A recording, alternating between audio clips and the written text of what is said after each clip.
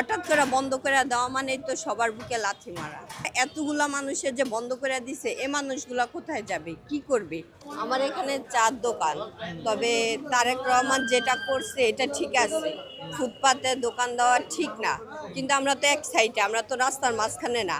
আর আমাদের যে ফুটপাত এটা অব্যবহৃত, এটা হচ্ছে পিলারের এক কিনারে, ওইখানে কোনো বড় গাড়ি চলাচলও না, ওইটা এক সাইড।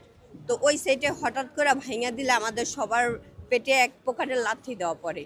তা আমাদেরও একটু সময় দেখ, আমরাও ধীরে ধীরে আস্তে আস্তে, আমরা যেহেতু এক সাইডে তেমন সমস্যা হচ্ছে না, তাহলে সেই ক্ষেত্রে প্রসেসিং অনুযায়ী ভাঙাটা প্রয়োজন। যেমন গুলিস্তানের মোচরটা খুব একটা ইম্পর্টেন্ট জায়গা, একটু সাইড করে ওদেরও বসার সুযোগ দেখ, রাস্তার সুযোগ দেখ, যেন কারো বুকে কারো লাথি দেওয়া না।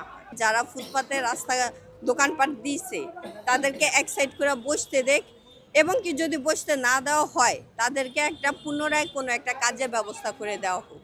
হঠাৎ করে বন্ধ করে দেওয়া মানে তো সবার বুকে লাথি মারা।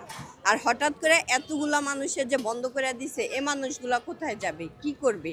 তাদেরও তো একটা পেট আছে, তারা ওরকম সামর্থ্য নাই বিদায় আজকে ফুটপাতে এসে বসছে। ওরকম যদি সামর্থ্য থাকতো তারা এই ফুটপাতে বসতো না। এই যে 2 দিন পর পর মালপত্র নিয়ে দৌড়াদৌড়ি যে করে সে বুঝে কতটা কষ্ট, যার মালপত্র ভাঙে সে বুঝে কতটা কষ্ট।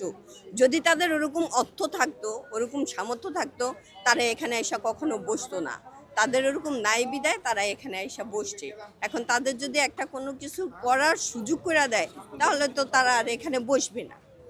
তাহলে ওইভাবে মানবিক দৃষ্টিতে তাকাক, যেন তাদেরও সমস্যা না হয়। কিছু কিছু প্লেস আছে, কিছু কিছু জায়গা আছে, ওই জায়গাগুলো কিন্তু অচল, শুধু শুধু পড়ে আছে। যেমন আপনি যদি ওই পারের ভিডিও ফুটেজটা নেন দেখতে পারবেন, ওই পারটা কিন্তু তেমন কোনো কাজের না। তো ওইখানের ফুটপাথগুলো অযথা উঠা।